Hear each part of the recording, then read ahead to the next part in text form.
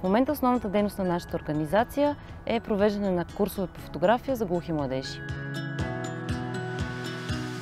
На мен се случи личен момент с това, че оглушах с едното ухо. Просто случайно се случи и докато стоях в болницата и не бях сигурна дали ще се възвърне слухът ми, се чудех какво ще правя след това с инициативите, изобщо с живота ми. Така се роди идеята, че всъщност може да предадем знанията, които имаме за разказване на визуални истории към тези младежи.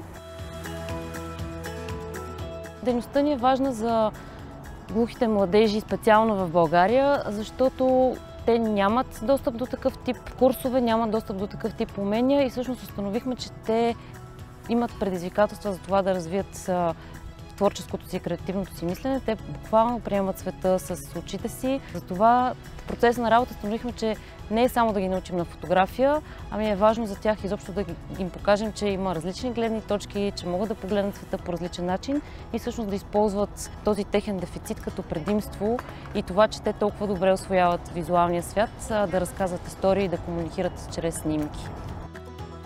Бих посъветвала всеки, който би искал да се ангажира по някакъв начин с социална дейност или с социално предприемачество, да го направи, защото научаваш проблемите и живота на други хора, виждаш как твоите знания, умения, твоя социален статус дори могат да допринесат за тяхното развитие. И ролята на социалните предприемачи за мен е точно това, да изгражда по-силно общество и да дава шанс на всеки.